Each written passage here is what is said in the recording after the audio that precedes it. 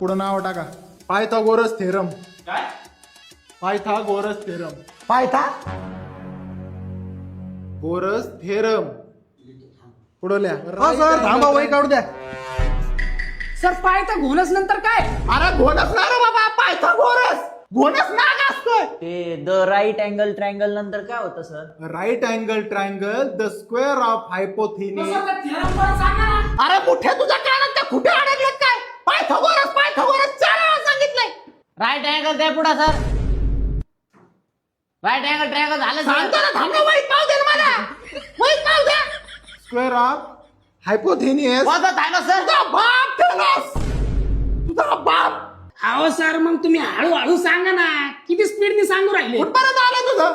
सुरुवातीपासून सांगा. Right angle triangle. Right angle triangle झालं पुढे सांगा राव. तुमच्या बापाचा काय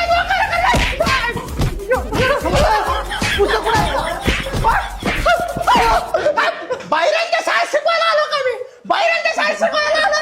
अहो पण सर हे पॉईंट 1857 उठवायच्या आधीच आहे का नंतरच आहे?